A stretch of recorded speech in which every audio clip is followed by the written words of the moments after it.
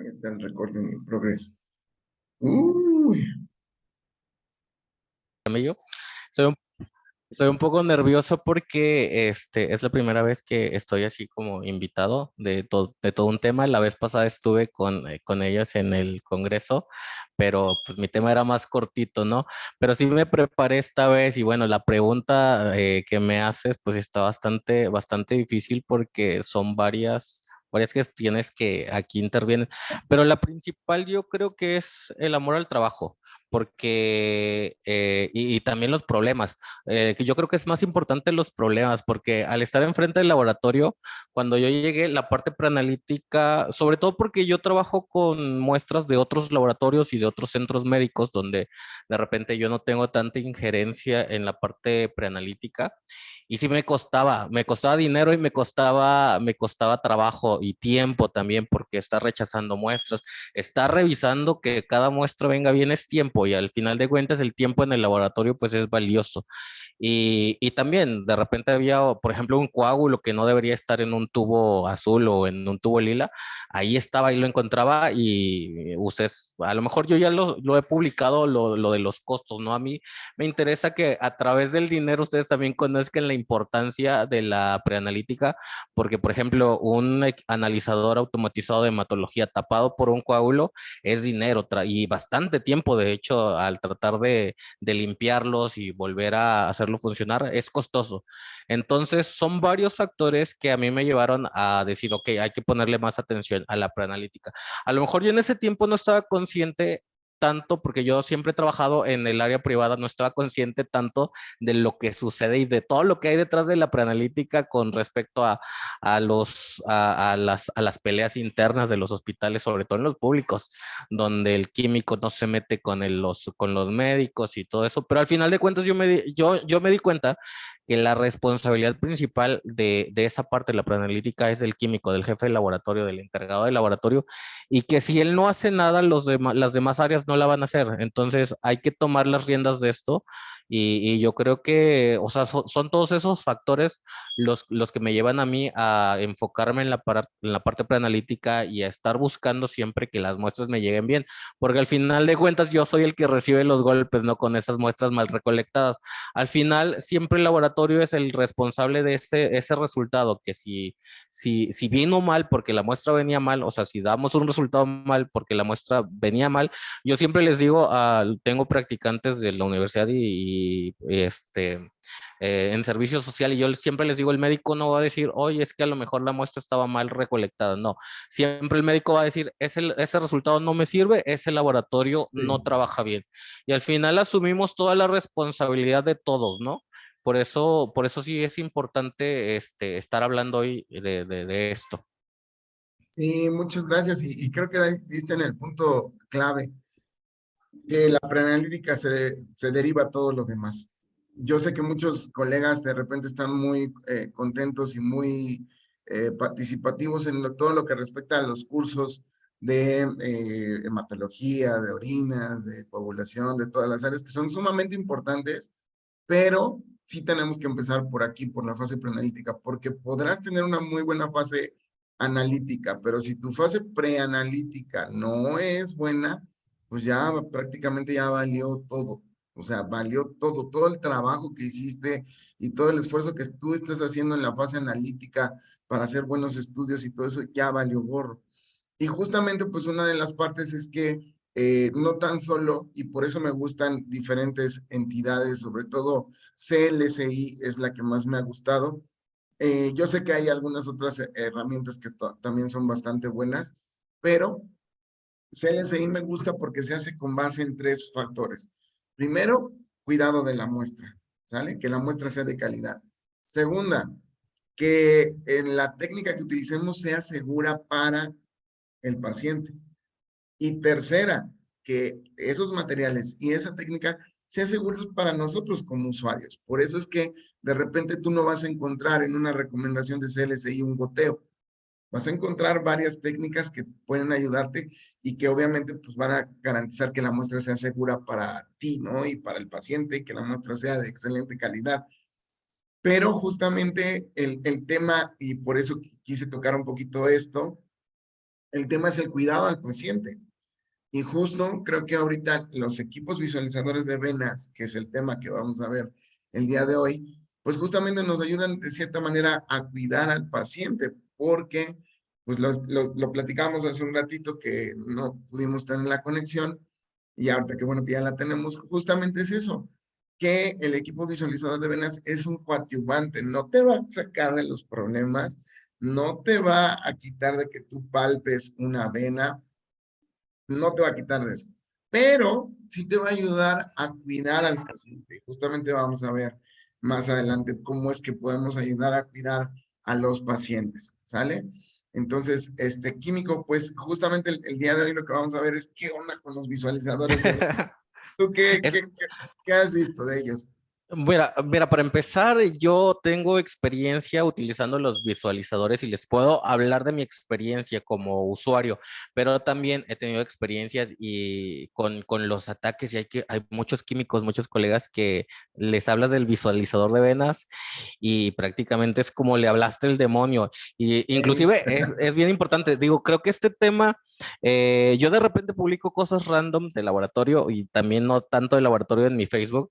Y yo publiqué una encuesta porque normalmente yo trato de evitar las polémicas porque por ahí he visto personitas algunos grupos donde de repente creo que vivimos en una era donde es fácil ofendernos, ¿no? Y yo trato de que mis sí. publicaciones no causen tanto ese efecto en la población, porque a mí no me gusta meterme en problemas. Entonces yo dije, ok, yo no puedo abordar esto desde una forma donde pueda decir, ok, sí al visualizador. Entonces yo hice una encuesta, publiqué una foto, de hecho una foto de cuando estábamos probando nuestro visualizador, que les voy a comentar, de repente puede parecer caro adquirir un visualizador y sí son caros. El Acubane, que es el que yo tengo aquí, bueno, el que yo tenía, ahorita ya no lo tengo, pero lo adquirimos a través pues un convenio con BD, con Becton Dickinson, que por el volumen de muestras de tubos que nosotros consumíamos era, ok, llévate el visualizador, pero teníamos ahí como un convenio, ¿no?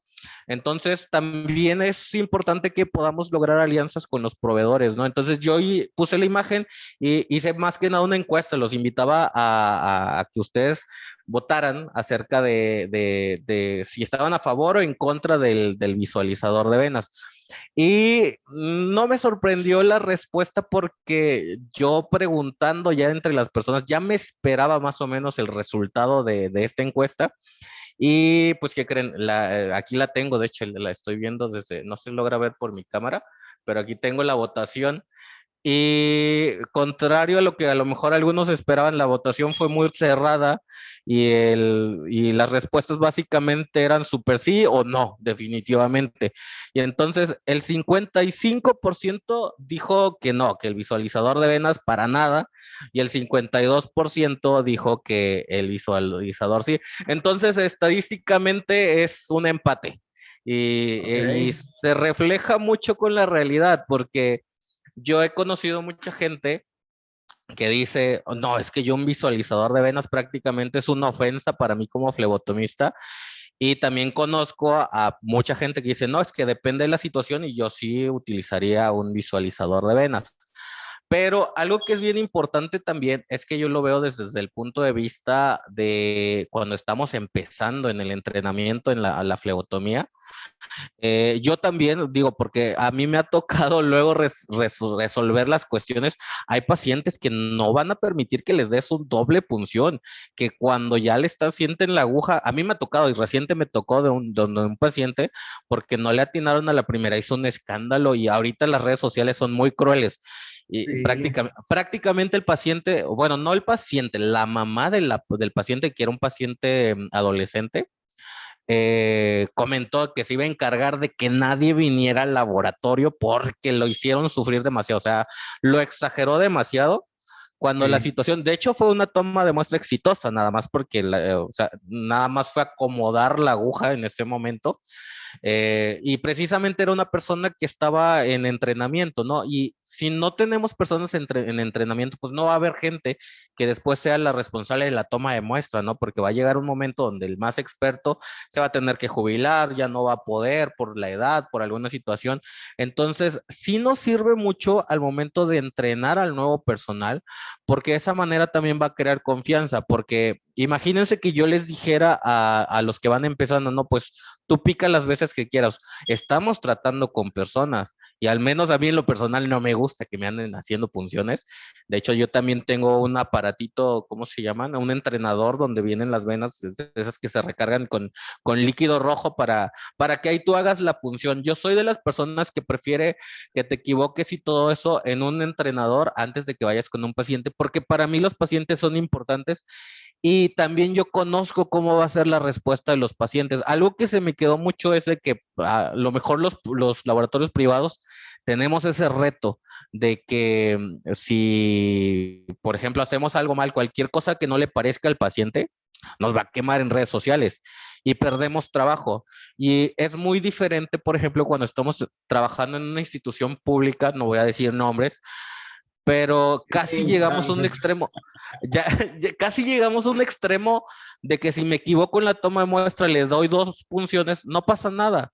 Y muchas veces no pasa nada en instituciones públicas. Entonces también de ahí depende el abordaje cómo tú te vas creando la mentalidad, ¿no? Porque hay gente, a mí me ha tocado gente que dice, por ejemplo, me pasó con alguien que es muy experto en punción dorsal de los neonatos y que Sí. utilizaba aguja verde y decía, ok, es que porque pues a mí me da un flujo de sangre más, o sea, más lleno más rápido los tubos, por eso a mí me funciona.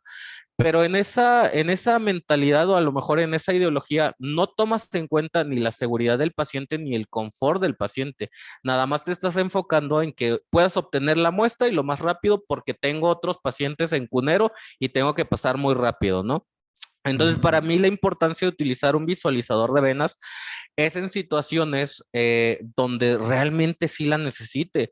Por ejemplo, ayer tenía dos pacientes que llegaron para un protocolo de marcadores de cáncer y eran pacientes que estaban con las venas, o sea, prácticamente no se les veía nada, o sea, pacientes con obesidad, aparte y que ya venían multipuncionados porque ya habían estado en quimio y fueron unas situaciones muy, muy difíciles, la verdad que uno termina sudado y al final de cuentas uno tiene que tomar las muestras, ¿no?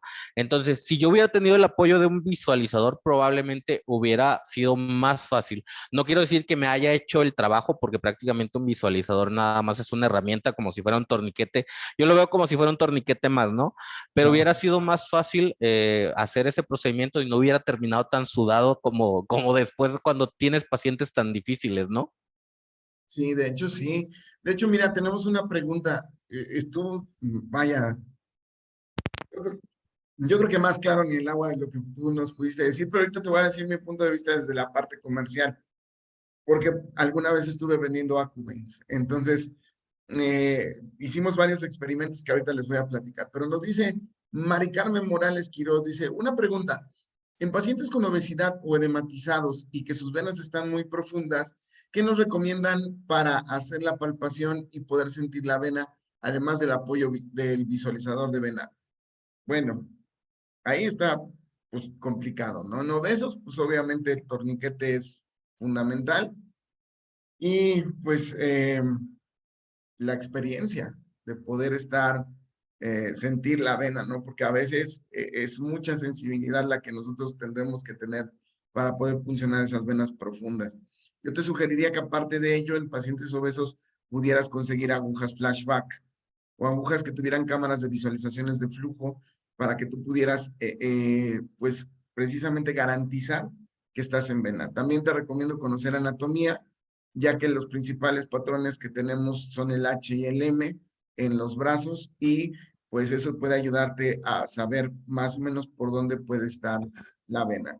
En pacientes edematizados, pues a reserva de lo que nos diga el químico Víctor Hugo, que ya nos comentó que ya tuvo por ahí algunos, el visualizador de venas sí es una gran herramienta. Yo pensaba que no, porque los visualizadores de venas tienen cierta limitación de profundidad. para poder observar una vena. Sin embargo, por la retención de líquidos que tienen los pacientes, de repente esto se ve amplificado, la señal, la imagen.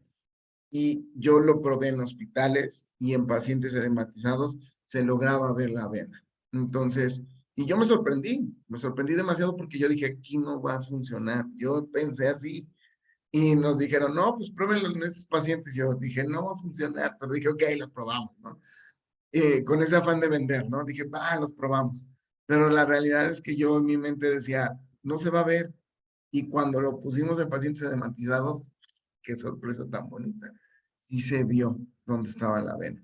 ¿De qué calibre? No lo sé, precisamente por la imagen que te puede dar un visualizador de venas, que si lo alejas puede ser más grande la vena, o sea, tú la ves más grande, pero no, el calibre no cambia, nada más es como un efecto óptico, ¿no?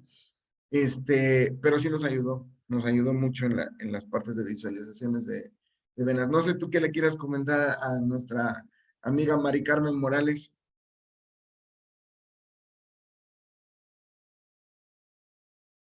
Ya no te escucho. Y ahora sí no estás enmutado, ¿eh? Todo Ok, funciona. Ya, a ya. ver, sí, ok. Es que yo creo que en este aspecto la anatomía también es bien importante al momento de que nosotros vamos a hacer una toma de muestra, porque si desconocemos de anatomía y queremos utilizar un visualizador de venas, luego nosotros caemos también en esa falacia de que por verlo como una herramienta, a veces creemos que nos va a hacer todo y no, o sea, también necesita un entrenamiento y también básicamente el error que más cometemos al momento de utilizar un visualizador de venas es creer que la vena es en torno a la profundidad y bueno, conociendo el fundamento también de que utiliza un espectro de luz, creo que está entre los 800, 700, 800 nanómetros, Sí. a todo lo que sí se ilumine o no se ilumine dependiendo de cómo utilizamos la configuración del visualizador, o sea, la proyección, sí es muy específico con respecto a la luz que puede absorber la hemoglobina que está en esa longitud de onda. Aquí el problema y donde sí necesita más entrenamiento es en poder atinarle a qué profundidad está, pero por eso también es bien importante ¿cómo se llama? La anatomía, porque si yo estoy viendo que es un paciente obeso, pues quiere decir que esa vena está a mucha profundidad, aunque me parezca muy superficial. Entonces sí requiere un entrenamiento, sí requiere que nosotros conozcamos anatomía, pero también nos puede ayudar en zonas donde a lo mejor hay venas muy delgadas que también de ahí, por ejemplo, en el dorso de la mano, ¿no? Que también de ahí puedan ser más exitosas las tomas de muestras. De hecho, yo estuve leyendo varios artículos desde la semana pasada acerca de eso y la información es igual, de hecho, la información que hay publicada en revistas médicas es igual de variada como mi encuesta. Algunos concluyen que no te ayuda mucho y algunos concluyen que sí ayuda, sobre todo en la tasa de atinarle a la primera vez. Entonces sí mejora el hecho de que te ayuda a atinarle y donde hubo más mejorías es en pacientes neonatos, pacientes neonatos es donde sí mostró más mejoría en la recolección de la toma de muestra, en atinarle a la vena. Y yo creo que ahí es donde todavía debemos ser más cuidadosos, ¿no? No, a lo mejor no dejando de lado a los pacientes adultos, no a pacientes obesos, pacientes edematizados, pero sí yo creo que hay que ponerle muchísima más atención a los pacientes neonatos porque es más fácil provocarle un daño, porque es más fácil provocarle una infección con nuestro procedimiento. Entonces, ahí sí es donde podemos poner mayor atención. Sí, totalmente de acuerdo contigo y creo que es un punto que se me olvidó comentar y qué bueno que tú lo retomaste. Buscar otras alternativas de función, ¿no? De zonas de función. Es parte fundamental de lo que debemos de tener en cuenta, de poder visualizar y de poder ver, ¿no? Entonces, sí, si el visualizador de venas no te ayuda a ver en la zona de la fosa antecubital, pues te vas al dorso en la mano, ¿no? Y te vas a otras zonas siempre y cuando estén, pues, permitidas y avaladas y todo lo demás, ¿no? Entonces, ese es un punto importante. Bueno, hace un rato, Químico, les comentaba acerca de las estructuras que son diferentes en las venas y en las arterias. Y yo les mencionaba que justamente en las venas no hay válvulas. Digo, más bien hay válvulas y en las arterias no hay válvulas. Las válvulas nos ayudan a regular el flujo y el hecho de que nosotros podamos lastimar una válvula implica que podamos tener después una vena varicosa, en no tener cuidado con el paciente, justamente.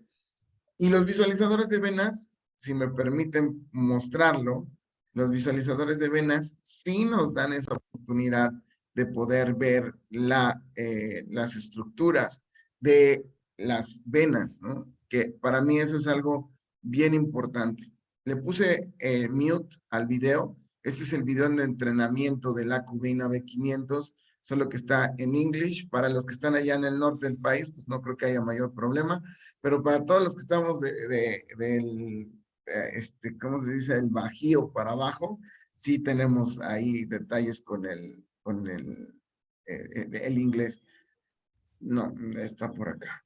Entonces, vean, justo eso era lo que yo quería que vieran. De hecho, voy a irme un poquito antes. Vean, aquí una de las cosas que hace ella, lo voy a retrasar más, es obstruir el flujo sanguíneo. Y al obstruir el flujo sanguíneo, lo que ustedes pueden observar, vean, la vena ahí se ve negra, ¿no? De color oscuro. Cuando ella, pues, de cierta manera limita el flujo sanguíneo, lo que hace es que la vena, vean, se ve verde y ahora se ve de color. Y vean cómo aquí salen unas estructuras, unos como cositas como piquitos. Son leves, pero sí se llegan a observar, que son los que están justamente aquí.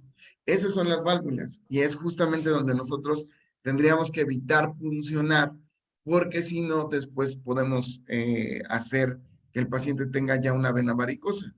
Porque lo mencionaba hace un momento, las venas no están diseñadas para soportar el gasto cardíaco directo del corazón, o sea, no están diseñados para soportar esa presión. Por lo tanto, lo que hace, o quien nos creó, no sé quién nos creó, si fue Dios, Harry Potter o quien haya sido, la verdad es que nos diseñó de una manera bien fregona, porque las venas con estas válvulas regulan ese flujo. Entonces, al no poder regular ese flujo, nosotros lastimamos con una punción en una válvula que es para extraer muestra, hacemos nuestra venopunción y obtenemos nuestra muestra y lesionamos una válvula, ocasionamos venas varicosas. No soportan la presión y se empiezan a hacer sinuosas. Entonces, si tú tenías, y yo les decía hace un ratito, si tú tenías un paciente que regularmente le tomabas muestras y era un paciente ya de casa y llegaba con sus venas bien y de repente se le hizo una varice en la vena, seguramente fuimos nosotros que lastimamos una válvula. Entonces, no nada más es el hecho de que sea una función exitosa la primera vez o de que nos ayude a una función difícil. No, también en una función normal nos ayuda precisamente a cuidar al paciente, a ver precisamente las estructuras importantes, que en este caso son las bifurcaciones y las válvulas. Entonces, creo que sí, justamente se han generado muchos mitos al respecto de los visualizadores de venas. Y creo que las mismas empresas que se encargan de vender los productos no saben venderlos y no saben ni siquiera de repente los alcances que tiene un equipo visualizador de venas. Para rematar mi comentario, nosotros pusimos un AcuVein en un laboratorio mediano de Veracruz y les pedimos que lo utilizaran con la mayoría de sus pacientes, aunque no lo necesitaran. Y justamente lo que tú comentaste, Químico Víctor, muchos se molestaron. No, es que yo, porque como que sentían que se minimizaba su experiencia como flebotomista. No, yo no necesito esa cosa, yo puedo tomar muestras, como que sentían que les iban a quitar el trabajo, algo así. Pero no, es solo una ayuda. La cuestión es que medimos la cantidad de pacientes y en una semana incrementaron un 37% sus pacientes. O sea, fue usado como una herramienta de venta. ¿Qué pasó? Y empezamos a hacer encuestas y empezamos a analizar. Y lo que pasó es que la gente, no sé si ustedes sepan un poquito de mercadotecnia, Pero cuando las personas empiezan a recomendar algo, así como también cuando le empiezan a echar hate, de una persona llega a 7 personas, ¿sale? Solo por la boca, ¿sale? Solo por hablar, así y emitir un juicio llega a 7 personas. Y de esas 7, de cada una que emita, llega a otras 7 personas. O sea, es un exponente logarítmico a la séptima potencia. Así, para los que sepan matemáticas, más o menos así, ¿no? Entonces, pues se hace una curva increíble y la mayoría de la gente dice, oye, ¿ya viste en ese laboratorio? Tienen una cosa que hace que se vean tus venas. ¿Cómo crees? Sí, de verdad, se ven tus venas. Ah, pues me voy a hacer mis estudios allá. Y iban por morbo,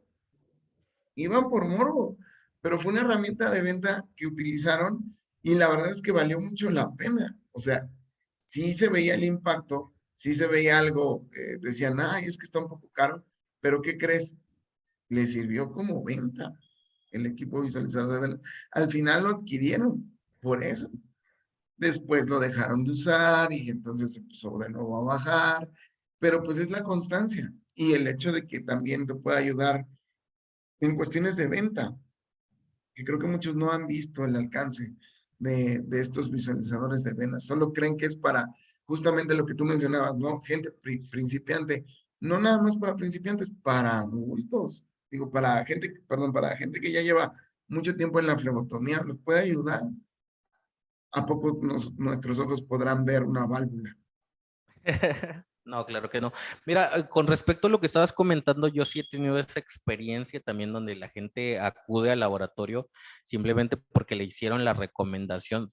Inclusive, hace tiempo tuve una campaña en neonatos y con otro laboratorio que antes había ido a otra campaña y de repente, no eran neonatos, eran niños de guardería. Y nosotros de repente, cuando ya fuimos, pues a los que ya teníamos experiencia, y esta parte negativa no la estoy diciendo del otro laboratorio porque es algo a lo que nos tenemos que enfrentar los laboratorios privados también, la amplia rotación del personal. Yo inclusive, mira, yo tengo clientes de referencia y yo me doy cuenta cuando tienen personal nuevo en la toma de muestra, porque de repente un cliente que enviaba muestras bien, la siguiente semana todas sus muestras vienen que coaguladas, y a mí me da mucho coraje porque como un tubo azul se te va a coagular, si se supone que son tubos donde vas a evaluar la coagulación. Pero esto se debe a que hay mucha rotación, o sea, se debe a que hay mucha rotación en el personal y entonces sí necesitamos herramientas también para estar entrenando. O sea, yo tengo casi cada mes que estar entrenando a personal nuevo porque hay mucha rotación por diferentes motivos. Hace poco también tuve un caso el mes pasado donde le tomaron mal la muestra a un paciente pediátrico. Bueno, no era pediátrico, era infante, ya estaba grandecito. Y luego como hablé con el flebotomista de que, oye, mira, tienes que poner más atención, la siguiente semana ese flebotomista ya no estaba con nosotros, o sea, se fue así de la nada porque pues no sé qué le haya gustado, es lo malo ahorita con las generaciones actuales que no te dicen qué es lo que pasa, qué es lo que sucedió, buscaba otro trabajo, no se sabe, desapareció nada más de repente, ¿no? Oh, Pero sí hay mucha rotación en el personal. Y entonces también yo creo que los laboratorios privados nos enfrentamos a eso, a siempre estar capacitando personal. Y si tenemos herramientas como los visualizadores de venas, yo creo que las pudiéramos usar. Lo importante aquí de las herramientas es que si las tenemos a la mano, porque digo, yo sé que va a haber gente que diga, ok, es muy caro y de repente no la puedas adquirir, pues no pasa nada también. Pero si la puedes adquirir y si la tienes a la mano, pues úsala. A lo mejor es que es bien difícil. De repente hay personas, yo tengo también químicos que me dicen, es que cómo voy a utilizar eso. O sea, sí hay gente que lo ve como que te quita el caché, no sé, a mí me han mandado muchos comentarios casi así de como que, oye, ¿por qué utilizas eso, no? O sea, como diciéndome como que eres un químico malo porque las utilizas, porque no tienes ah, la suficiente experiencia. Y yo quiero también decirles algo, es que por mi puesto yo de repente no estoy mucho en la toma de muestra. Hay veces que de repente tengo que cubrir personal de vacaciones o empezar capacitaciones, o sea, y cuando estamos alejados de la toma de muestra, cuesta otra vez retomar el camino, tener la misma experiencia que como cuando estabas todos los días, ¿no? Entonces, cuando estás en una situación como esa, donde de repente, no sé, de repente también por nuestra forma de trabajo en el laboratorio, hay veces que tenemos rotaciones en un área, por ejemplo, en químicas, y no estoy tomando muestras, ¿no? Y luego cuando vuelvo a retomar la toma, o sea, vuelvo a la toma de muestra, pues sí se me hace un poquito complicado los pacientes que son más difíciles. Digo, afortunadamente yo creo que ahorita los pacientes pediátricos son más fáciles para mí que los pacientes adultos con obesidad. No sé, a mí se me hace muy fácil las tomas en muestras en niños, en neonatos, más que en pacientes adultos con ciertos problemas, ¿no? Pero es cuestión de práctica.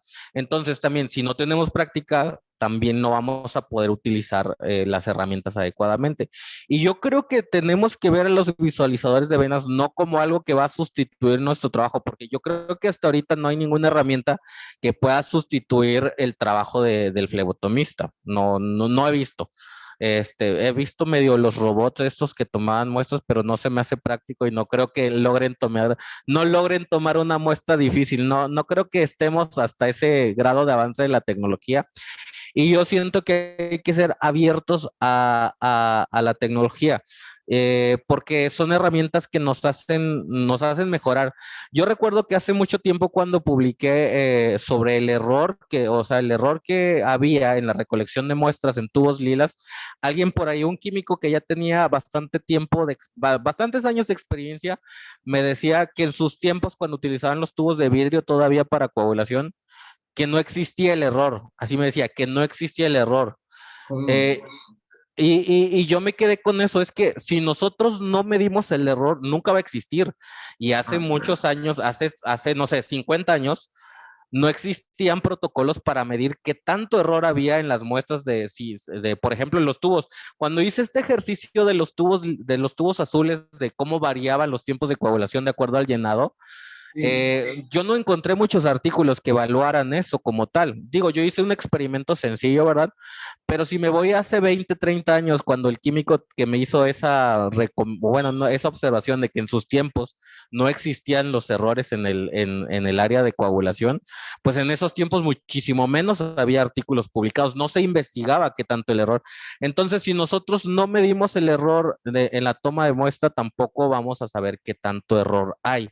Y por ahí podrá decirme alguien que, ay, no es que yo soy un experto y nunca me equivoco, pero yo conozco una persona súper experta en neonatos que toma con aguja verde, de hecho, y ujú, ya desde ahí toma con aguja verde. Y, así y, es. y no siempre toma la primera las punciones, y a veces sí quedan los neonatos ahí con todo el bracito bien inflamado y todo eso. Y entonces yo creo que también cuidar al paciente es parte de la calidad preanalítica. Totalmente, totalmente. Y eso es una parte que ya tenemos que tatuarnos en la piel, no solo sacar muestra. Creo que has dado en un punto bien importante. Yo siempre les digo en los cursos que damos que no por el hecho de que te salga sangre quiere decir que la muestra es adecuada. O sea, puede ser que la muestra no sea adecuada y que también no estés cuidando al bebé o cuidando al paciente adulto mayor o a cualquier otro tipo de pacientes, ¿no? Entonces, sí, sí, totalmente de acuerdo contigo. Creo que eso es algo que se nos está olvidando, el cuidado hacia los pacientes, hacia las muestras y que estemos actualizados porque, por ejemplo, yo te comparto una situación que nos pasó, una química, bueno, más bien, sí, creo que era enfermera. Nosotros la capacitamos y quedó súper bien entrenada en la parte de toma de muestra y la verdad es que toma muy bien muestras. Puedo pregonar de que toma bien muestras. Bueno, la chica fue a tomar muestras a un hospital de gobierno. Y en el hospital de gobierno llegó al área de, ¿cómo se llama? Dice Dani Medina, que quede plasmado que cuidar al paciente es parte de la calidad preanalítica. Sí, por supuesto, firmado. a todo. Bueno, nada más para terminar esta idea. Llega esta enfermera al hospital de gobierno, al área de los neonatos, y o recién nacidos, como ustedes quieren llamarlos, de 28 días para abajo de nacidos. Bueno, llega y le quiere tomar muestra con una lanceta en el talón. Y las enfermeras le empiezan a decir, no, ¿cómo es posible? Eres una, ¿cómo dijo? Salvaje, vas a lastimar al bebé. Casi, casi, o sea, la tacharon de lo peor.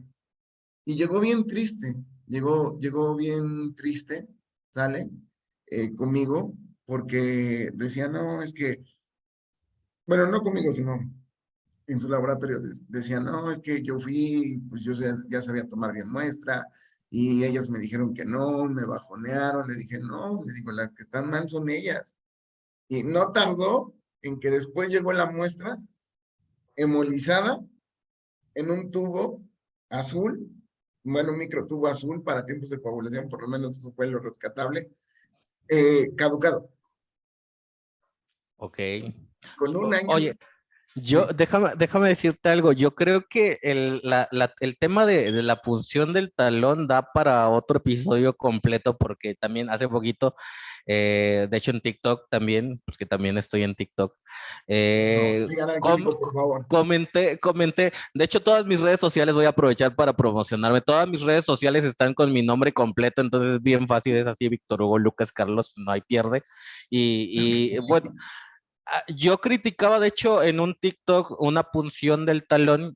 Más que nada, no criticaba la punción, criticaba cómo colocaban las gotas en el papel Guthrie, que no estaban bien colocadas y provocaba, creo que había dos gotas en un mismo circulito, ¿no?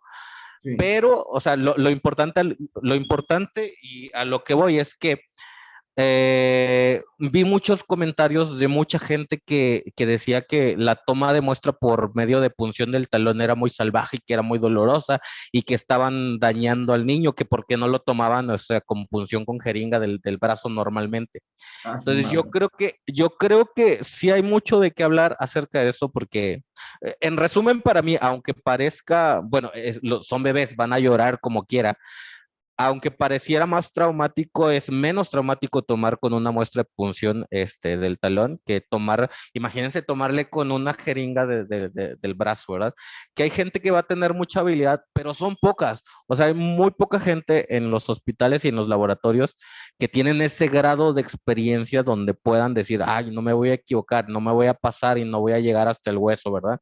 Entonces, yo creo que sí es muy complicado también esta parte porque hay mucha gente que cree que la punción del talón es una punción que es muy dolorosa y que es lo más peor del mundo mundial.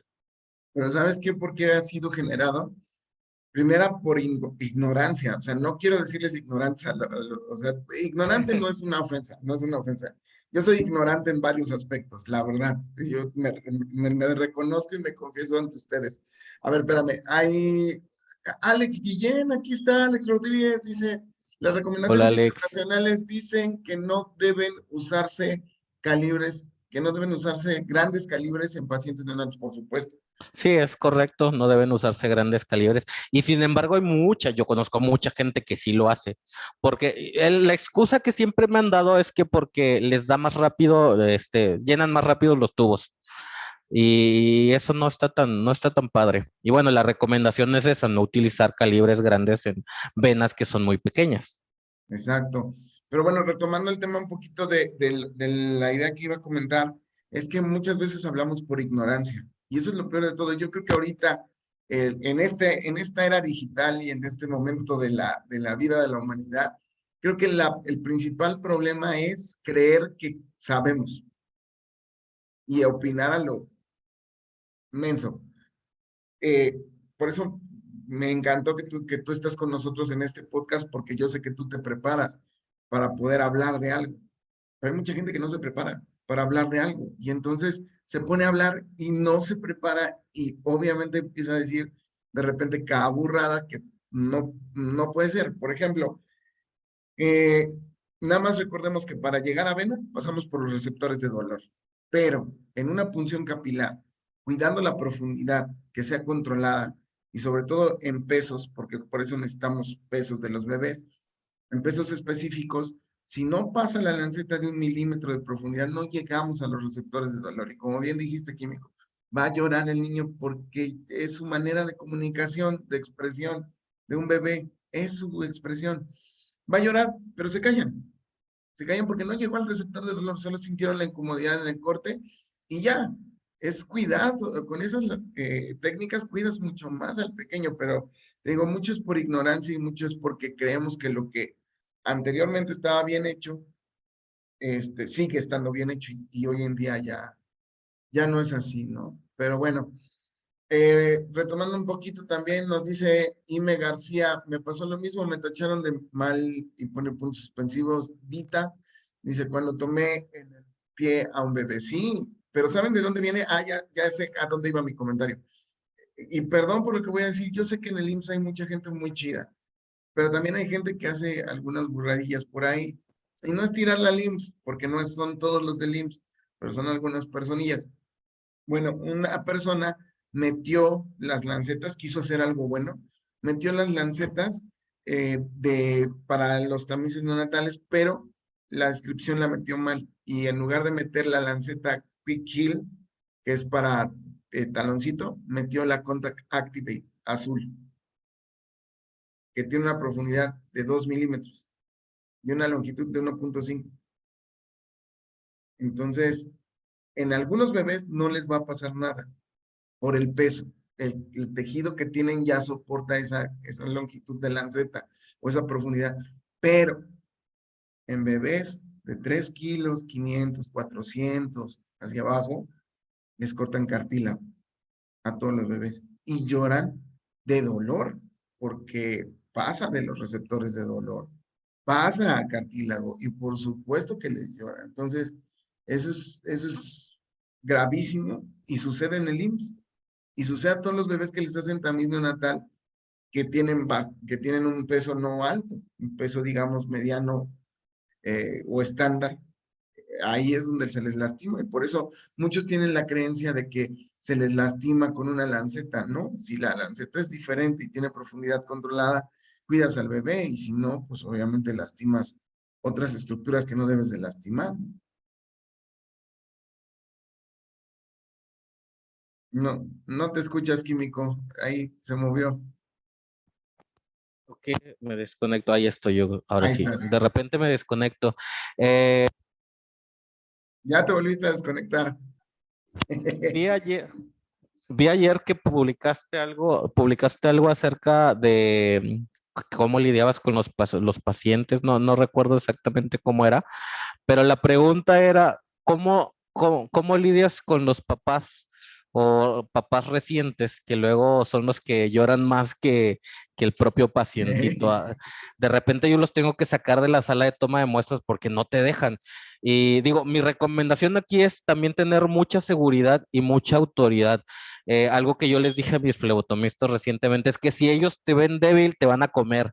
Entonces hay que Sí, tener mucha autoridad y de repente yo sí lo saco de la toma de muestra. Digo, también de repente hay, y también ahí va mucho la seguridad que tú le des. Hay papás que tú los logras calmar, inclusive ya hasta los ves y te están ayudando en la toma de muestras, pero hay otros sí. que no se pueden. Digo, es mi manera que yo he lidiado con eso. Yo sé que no hay un manual para lidiar con los papás, pero ¿tú qué recomiendas aparte de lo que yo dije? Pues mira, primero explicarles el procedimiento y explicarles por qué vas a cuidar al bebé, porque lo principal que ellos quieren es cuidar al bebé. Entonces, primero hay que lograr esa conexión de empatía. Y sí hay que tomarse un tiempo para explicarles. Hola, buenos días, mi nombre es tal, como dices, con autoridad. Yo digo con educación, pero firme, así como lo dices, con autoridad, yo creo que a eso te referías. Firme, muy buenas tardes, mi nombre es Carlos Jaramillo, le voy a tomar la muestra a su pequeño. Quiero explicarles un poquito acerca del procedimiento antes de realizarlo. Mire, vamos a realizarlo con este dispositivo que tiene ciertas características, lo cual va a hacer que cuidemos a su pequeño, ya que de otra manera lo vamos a lastimar. Entonces, de esta manera nosotros lo vamos a cuidar y el llanto que ustedes pudieran tener con él, van a ver que él se va a calmar y va a estar tranquilo con todos ustedes. Si hiciéramos otra técnica sería más doloroso y traumante para él. Entonces, estamos capacitados, estamos certificados para poder realizarle su toma. Así es que siéntanse con la confianza de que está en buenas manos su pequeño y si tienen alguna duda, con mucho gusto se las aclaro durante el procedimiento, no se preocupen, para eso estamos, para servirles y cualquier cosa, aquí estoy.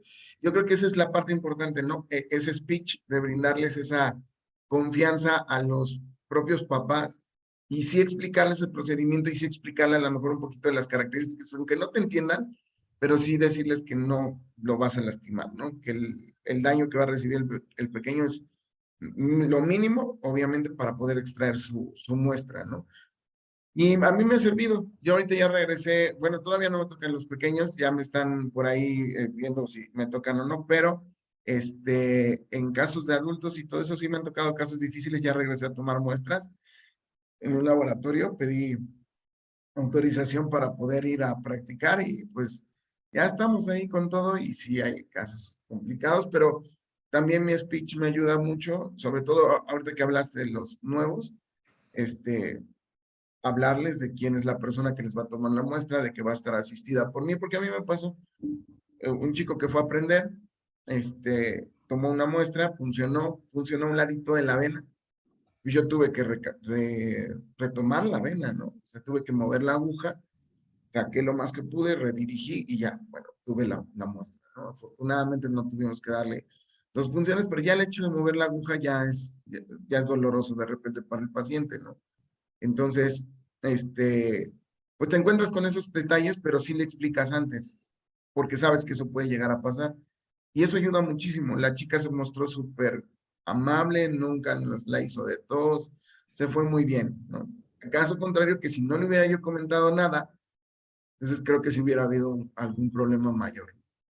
A ver, hay algunas preguntitas aquí. Nos dice Dani Medina, dice, acá vi centros de salud que quieren realizar el tamizaje neonatal por goteo del dorso de la manita del bebé. ¿Es correcto? Según los lineamientos o las recomendaciones de CLSI, sí se puede, pero no es viable para todos los analitos. Y nos recomiendan que cheques con tu maquilador si ese tipo de sangre te va a servir para todos los analitos, porque también va a depender de la metodología que utilice el maquilador. No sé, hay que tú que digas, Víctor. Ok, sí, es bien importante también porque de repente a mí me hacen muchas preguntas de si sirve, no nada más para tamiz, si sirve ese tipo de muestra o si sirve otra muestra para, por ejemplo, yo en mis instrumentos solo utilizo tubo rojo para todo, para química, hormonas sobre todo evito que tengan los tubos con gel, porque así me lo recomienda mi metodología, ¿no? Pero sí es bien importante que si vamos a utilizar una metodología diferente, que podamos hablar o que podamos conocer el fundamento de la metodología que vamos a utilizar y si esta la permite. De lo contrario, pues yo creo que sí se podría hacer, pero hay que tener mucho cuidado al momento de recolectar la muestra, ¿no? Porque cómo recolectamos la muestra, digo, para mí es más difícil recolectarla del dorso de la manga del talón, no sé, es más difícil a la hora de colocar la manita y que Sí. caiga la gota. Para mí es mucho más complicado, pero si lo puedes hacer, yo creo que sí lo pudieras hacer. No sería lo ideal o a lo mejor para mí en ese caso, aunque yo no he visto mucha bibliografía que diga o sea, que recomiende el dorso de la mano específicamente para tamiz neonatal.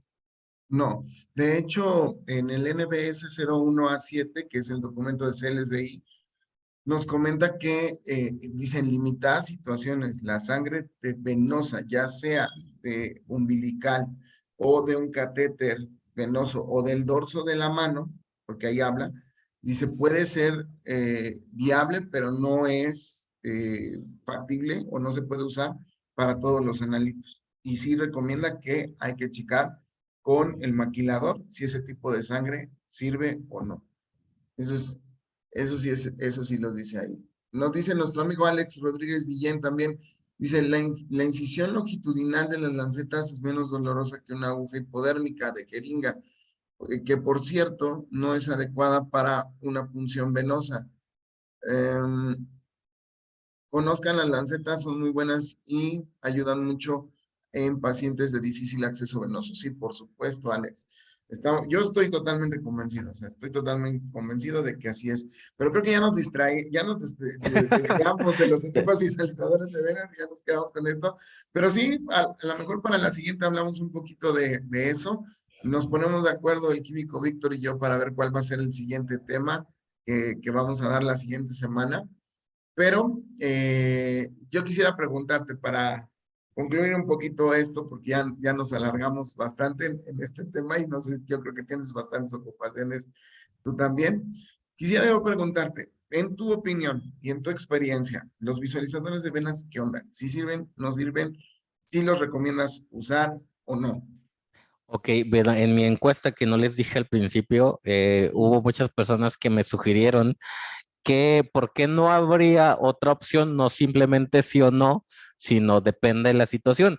Y es algo que yo también lo veo de esa manera. Va a depender de la situación, porque va a haber pacientes que tenemos las venas muy visibles, muy fáciles, y pues esas hasta sin torniquete las puedo tomar, hasta sin ver, cuando ya eres súper experto, ¿no? Pero va a haber pacientes que van a ser muy difíciles. Entonces, mi recomendación en general es que una, porque sí me lo han dicho, es que es muy caro, es que no los podemos permitir, y a veces pareciera que se molestan de que alguien sí pueda permitirse tener un visualizador de venas. Digo, oye, yo sé que es costoso o que es una inversión grande, digamos que al principio, que últimamente está bajando de precio. Yo ya los he visto más bajo, no voy a hacer recomendaciones, pero también si van a las plataformas donde pueden comprar por internet, he visto otras opciones más sencillas como los transiluminadores que también pueden servir, ¿no? Entonces, mi invitación es que si ustedes tienen la herramienta, si tienen la posibilidad del lugar donde están adquirirlo, utilícenlos porque les va a ayudar en los pacientes que sí necesitan, o sea, pacientes difíciles.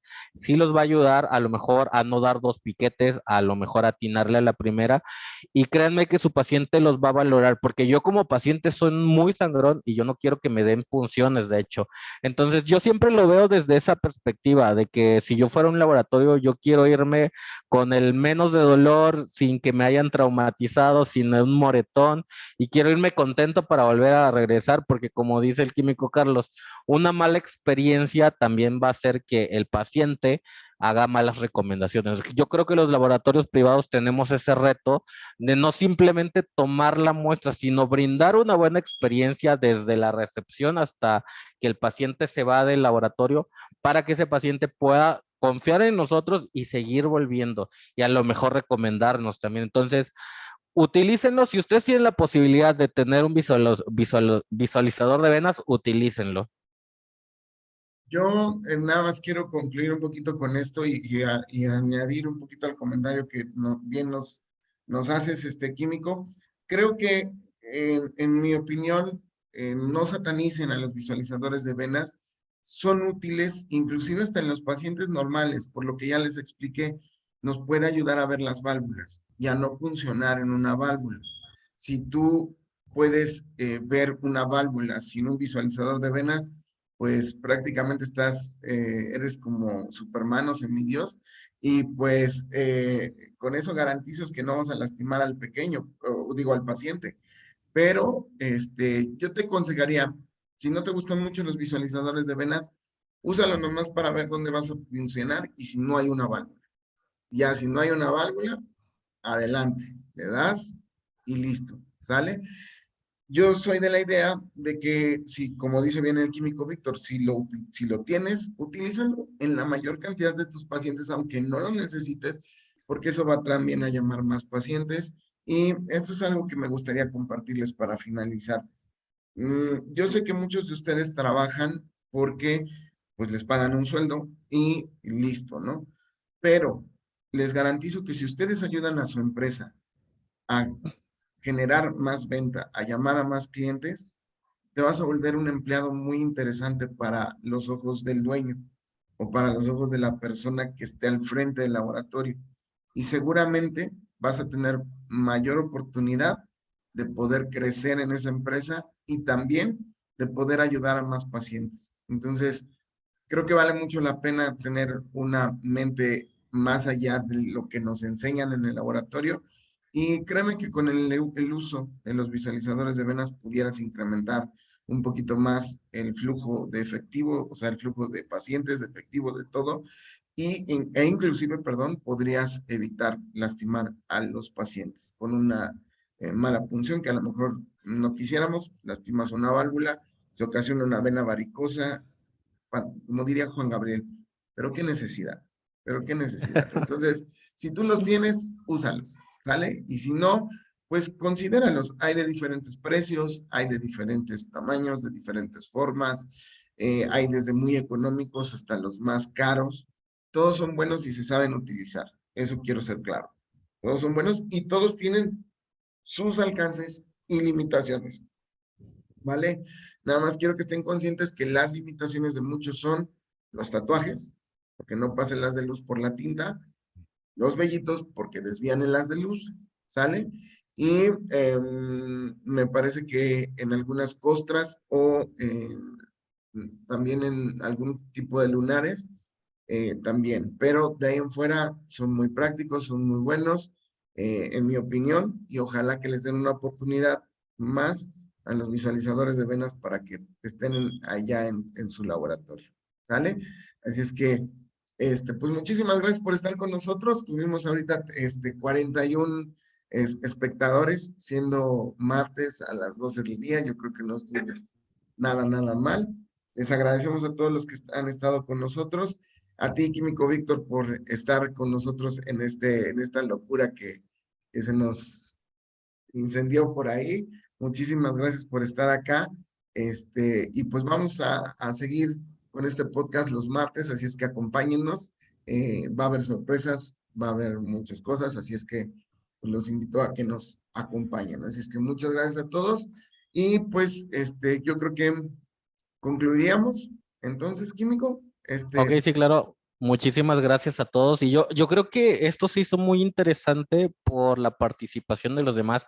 Entonces, bueno, agradecer a todos los que mandan sus dudas. Si tienen dudas, pues sigan escribiendo porque de repente hay cosas que a nosotros se nos pueden escapar y muchas de sus aportaciones son súper interesantes y es donde podemos seguir desarrollando. Y yo creo que también aprendemos mucho de las preguntas que hacen ustedes porque nos pone de alguna manera a investigar, a saber más y poder darles alguna información pues novedosa, actual. Entonces, también muchas gracias a todos los que participaron y muchas gracias por la invitación, a todos por estar presentes, los 40 y tantos que fueron, para mí me sorprendió mucho. Muchas gracias. muchas gracias a todos. Sí, siempre va a ser a la misma hora. Por ahí hay algunas dudas. Yo creo que sí nos daría tiempo a lo mejor de contestar la última duda, que es de Joana. Nos dice, en la extracción de sangre en niños, ¿cuál es el lugar más recomendable? ¿En el dorso de la mano o en el brazo? En ninguno de los dos sería más recomendable en el talón del pequeño, ¿sale? Dependiendo de qué niño estés hablando, sobre todo la edad, ¿vale? Si estás hablando de un lactante mayor, menor o recién nacido, definitivamente el talón es una de las mejores opciones. También el dedo puede ser una de las mejores opciones siempre y cuando el niño ya pese más de 10 kilos, pero cuidando que la lanceta no tenga una profundidad mayor a 1.5 milímetros de profundidad para que no llegues a lastimar algún cartílago o hueso, ¿vale? Pero ya lo vamos a ver en los cursos de toma de muestras, es que los invitamos a que se metan a los cursos de toma de muestras. Si están allá en el norte, pues el químico Carlos, Víctor Hugo, Lucas, de repente allá da cursos, entonces también chequenlo, chequen sus redes sociales, está en Facebook, está en TikTok, ¿en dónde más te podemos encontrar? Creo que nada más en eso. También tengo un canal de YouTube, pero ahorita está muy descuidado, que es igual con el nombre. Ok, bueno, pues vamos a reactivarlo. Este podcast se va a quedar en la página, lo vamos a subir a la plataforma de Spotify y también lo vamos a subir a el YouTube al canal de Calidad Preanalítica para que todos ustedes lo puedan ver más adelante y nos recomienden con sus amigos. Así es que muchas gracias a todos por estar aquí. También, como dijo el químico, muchas gracias a todos los que escribieron preguntas y a todos los que aportaron. Muchísimas gracias. Se les quiere mucho, les mandamos un beso en el chikunguyo y vamos a dejar de transmitir en 3, 2, 1. Listo, químico, ya acabamos. Ok.